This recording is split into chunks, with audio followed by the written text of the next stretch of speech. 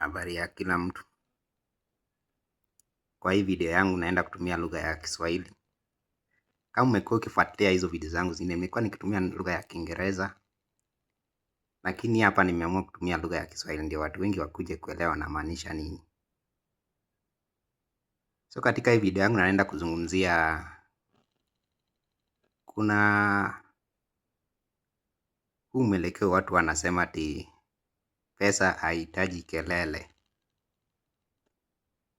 Sasa kama umekuwa na watu wengi ambao wamekuwa wakikupea mwelekezo, wengi wamekuwa wakisema pesa haihitaji kelele. Lakini nataka niwaambie kitu. Kuna wakati nilikuwa campus. So venye nilikuwa campus nilikuwa nimeenda huko nikatafuta msichana mrembo akakuwa kama girlfriend yangu. Sasa nilienda kumtembelea siku moja, hata kwa ukweli hatukuwa marafiki kwa muda mrefu sana. Ilikuwa kama mwezi moja. So nilienda kumtembelea huko. Kwake nikapata ni mtu mwenye utaratibu mwingi sana. Amejipanga. Hakuwa anapenda kelele nini, alikuwa ametulia tu, alikuwa anafanya tu mavitu zake. Hapo nilikuja kujua pesa haihitaji kelele. Lakini after kuwa naye kwa muda mwingine kitu kama wiki mbili hivi, tulikuja kujua na nikajua huyu msichana alikuwa anafanya biashara huko katika sokoni. Alikuwa anauza vitu sokoni. So siku ingine tukaenda soko huko Kisumu. Venye tuliingia huko kwa soko, tulipata huko kulikuwa na kelele mwingi sana.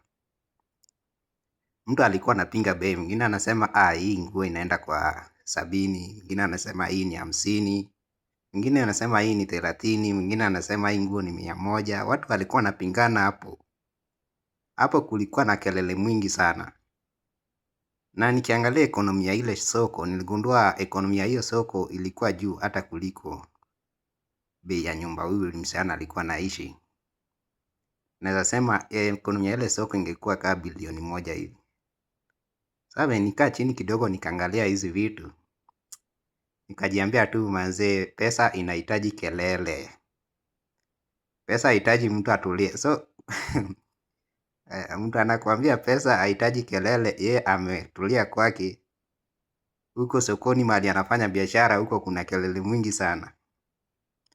Hivyo hivyo pia kuna wakati nilikuwa na rafiki yangu mwingine alikuwa anafanya katika kampuni ya stima. Sasa walikuwa nafanya wiring ya cooking. So ukienda kwa hizi hoteli, siku hizi watu hawatumii moto, watu wanatumia electricity for cooking. Sasa kwa hizi soko sana sana huko upande wa beach hakuna makelele, watu wako na utaratibu, watu wametulia tu. Lakini huko watu wanakula vitu kama samaki, chakula venye viungo mbalimbali. So kuna wakati nilienda huko nilikuja kugundua wanatumia stima kupika. Sasa ukienda huko kwa jikoni watu wanachoma samaki, ukiweka samaki kwa moto, samaki inapiga kelele, hapo unasikia chwa. Alafu mtu anakuambia pesa inahitaji utaratibu, pesa inahitaji kelele. So hiyo samaki ukichoma inapiga kelele na unaenda unaiuza unapata pesa. Vile vile huyu mwenzangu mwenye alikuwa anafanya kazi ya stima, kuna wakati nilienda na yeye hapo mahali wanafanya electricity production, kwa mahali wanatoa nyaya za stima. So ukienda huko kuna power plant. Kuna maji inatokea kama waterfall. Hiyo maji inapiga kelele hapo hadi huwezi sikia kitu mwenzako anakuambia mkiwa naye hata hivi karibu. Na hiyo stima ndio ilikuwa inapelekwa hadi huko kwa kitchen. Sasa mtu asikudanganye pesa haihitaji kelele. Bila kelele ya hiyo maji hatungeweza pata hiyo stima. Unaona? At the same time nilikuwa na rafiki yangu mwingine alikuwa CEO ofisi. Akikuja kwa nyumba ametulia. Hapo unaambiwa pesa haihitaji kelele. So kuna wakati tulikuwa tunapiga story na yeye. Sasa niambia wakiingia huko kwa ofisi manager anawatusi vibaya sana. Huko mkiingia hata before msalimiane unatusiwa, hapo kuna kelele hadi huwezi tulia. Kabla muandike report nini, ukiandika report vibaya sema kelele. Lakini ukirudi kwa nyumba umetulia. So hii msemo watu wanasema pesa haihitaji kelele. Kila mtu ako na sababu yake. Labda kwa nyumba hatuhitaji kelele, lakini huko mahali tunatoa pesa, huko kuna kelele, mtu asikudanganye.